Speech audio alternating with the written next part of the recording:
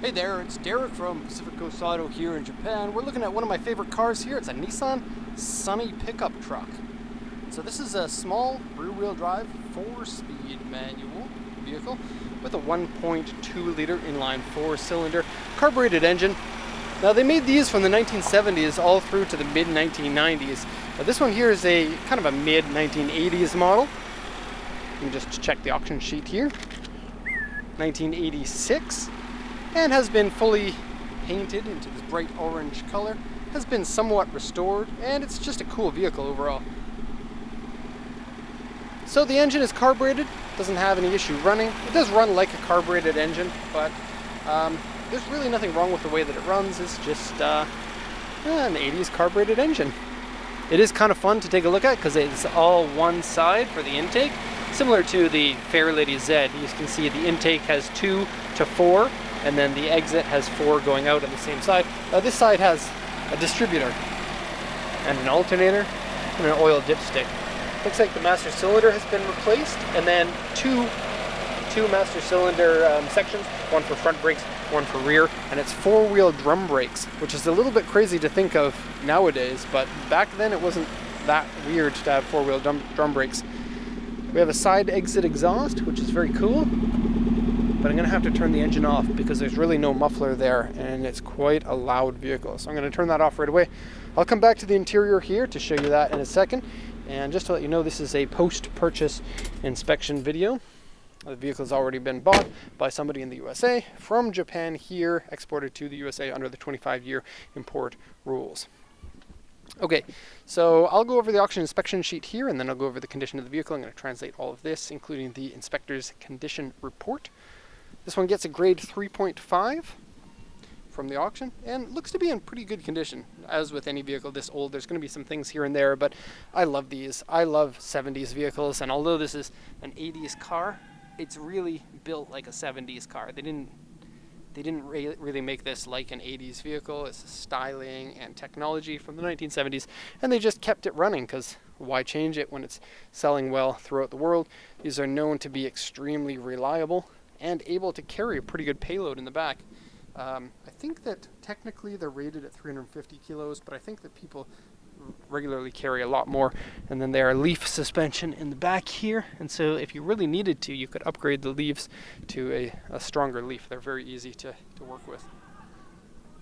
This one's a long bed too, and so this one's 30 centimeters longer, and all of the extra length comes after the rear wheels. And so it's cool. It's like a little 70s sports car with a truck bed, and then there aren't too many cars that are like this, and so it is very unique. Now, rust is a huge problem on these. This one obviously has had restorations, and some areas are going to have been rebuilt from the rust, but the car has a really good look to it, and looks like it was rebuilt recently, and so that's going to keep the longevity of the truck pretty good. So let's lower the hood here. Oh, and before I do that, I just want to show this section here obviously has had some repairs to it, most likely due to repairing rust. There's some seal here that was painted over, and possibly a little bit of bubbling right here for what is rust coming through. Now, compared to most of these, this one is very low on the rust, and anywhere else in the engine room you can see it's white. It would be really easy to see any rust, and I can't see any. It is pretty common to see these with aftermarket carburetors, but this one's the original carburetor. It has just had the top of the air filter box taken off. Other than that, everything looks to be pretty stock. And then it's going to be pretty slow at a 1.2 liter engine and 4-speed manual as well. Kind of Austin Mini speed. It's so cool. And a lot of these in Japan are modified with widened fenders and crazy wheels. And I guess engine swaps are a thing. They're not that common here, but they are a thing. Anyways, let's have a look here at the auction inspection sheet. It's a grade 3.5. Interior is D, but mostly because a lot of it has been stripped out. So it says 70,720 kilometers, but there's a star here. That means look here, and it says mileage is unknown in this car. And that's because it's a 5-digit odometer. So once it reaches 100,000 kilometers, it'll roll over. They don't know the original color, they said, but obviously it's white, looking at the engine room. But the doors and the door jambs have all been painted. So if you take a look in here, it's all orange in there.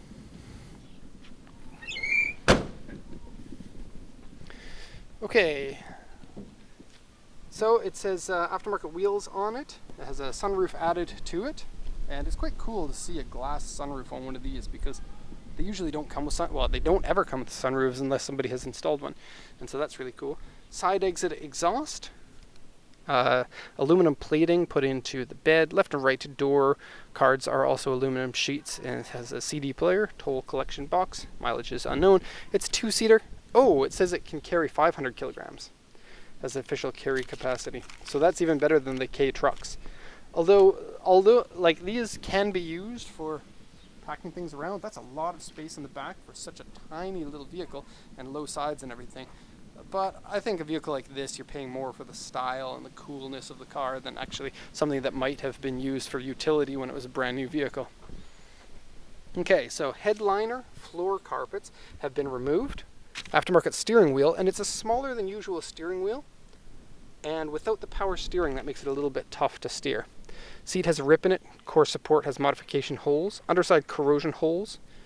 Exterior has paint wave. Underside surface rust and has been painted. Wheels scratched. Frontal area is aftermarket. Actually, the mid-80s ones would have had square headlights, but the round ones look so much cooler. And so people convert them over to the round headlights with a slightly different grille in there. And then this lip on the front is aftermarket too. So it kind of gives it the look of like 11 or 510 or something on the front. I guess the Sunny, was the Sunny called the 310 in America? I don't really know. Or maybe the 1000. Maybe it was the Datsun 1000. Okay, so wheels scratch, various scratches and dents. All right, and then looking at the body here, it's all fine, no problems. Windshield rock chip, that's really nothing to worry about. And then some dents on the roof, which are right behind the sunroof here.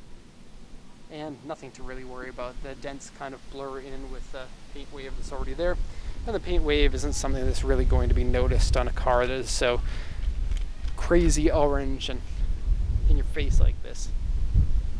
So Sunny truck value, it's pretty hard to buy them without them being completely rusted out, and I couldn't find the rust holes on the bottom. Mind you, it's a low vehicle, so I can't see very well. It may need some work on the bottom to get that rust all cleaned up. I prefer the short boxes, but I also really like the long boxes, and if I could find one that was in the condition that I wanted, whether it be short or long, I would go for it. And I'll open up this tailgate so you can see what that looks like in a sec. And so going back to the prices, I almost forgot what I was talking about.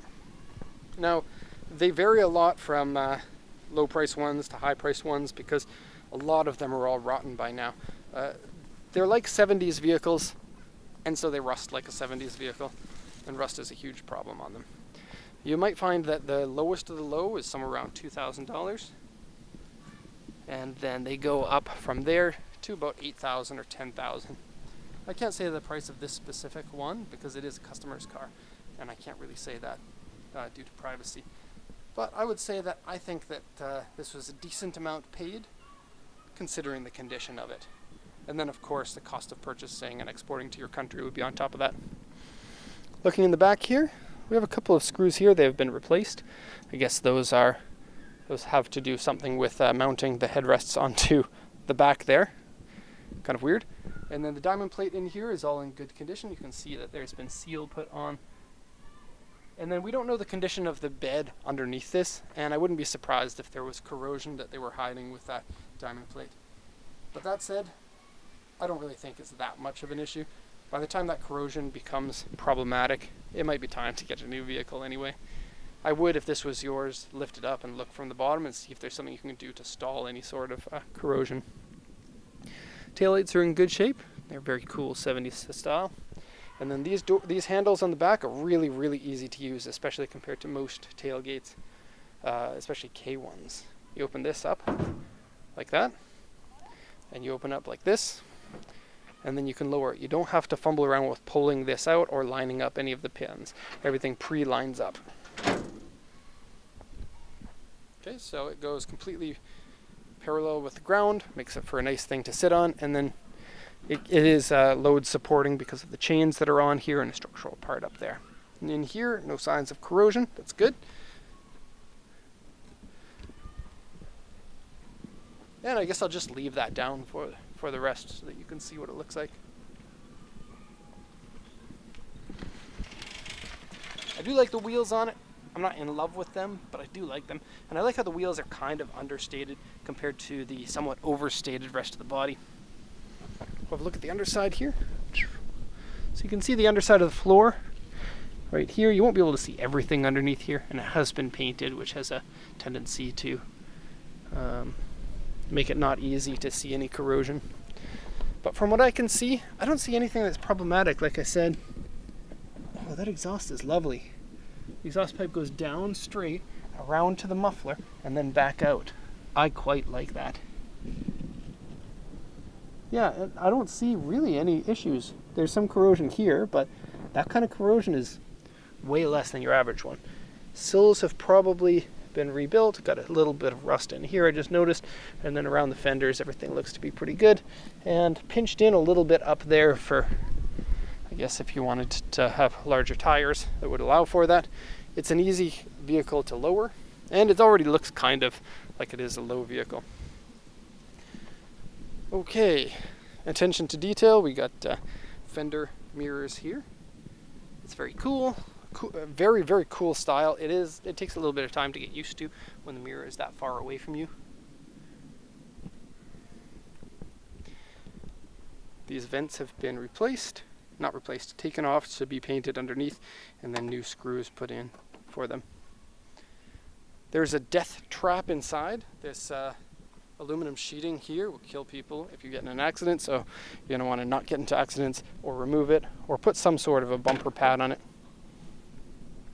They do make a cap for the back of these, like a tonneau cap. I don't know what that's called. I think they're really cool, especially on something like this.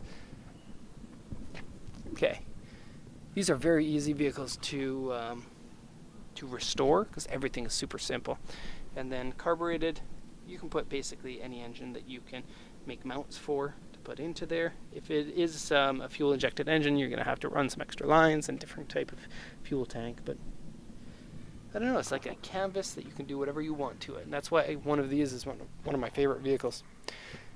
Seat rips, so there's a rip right there in the center, and then a couple of patches here that probably have rips underneath. Most of these that I've seen have had aftermarket seats put in, but I quite like the original one because it gives you enough room for the inside of this car. And it is kind of like a Mini in the way that you sit, with the knee is pretty close to the steering wheel. And I guess that's part of the reason why they went for a smaller steering wheel here. But this one's not uncomfortable to drive in like the other ones that I've been in. The fuel pedal is hinged at the bottom, so it gives it that unique feeling of a 70s race car. Brakes feel normal when you're driving. I don't see a problem with them. I mean, drum brakes, people might be concerned about overheating, but I don't know. I think in a light car like this, you should be okay. Here's your death there. Hopefully not, but the thing that may kill you. So yeah, you're really going to need to think about that before somebody modifies a car like that. Kind of dumb. Not dumb. Not kind of dumb. Incredibly dumb. Got a CD player in there and a toll collection box. Moon equipped. This is the company Moon Highs, which is like a 70s style drive-in diner, American cars type image. Very popular here in Japan. Look at this. Auto choke. That would have been a cool thing. Well, cool in the 70s maybe, not by the 80s. And then different handles here. They're not good, but you could put Austin Mini ones on, I bet. I bet you could. And speaker holes there. Very cool, unless they rattle. If they rattle, not cool. Headliner's been removed, and there's the aftermarket sunroof. It's kind of cool because it has like a setting. You can like save the settings for 1 and 2 for, I guess, tilt and full open. And then there's like a partial blind here. A little bit of light can come through. And the regular lamp is supposed to be up there better than this, but it kind of sags down. Oh, that isn't the original lamp. No, that's an aftermarket one. Okay, it is still white inside here, as you can see. All right, and this is like that.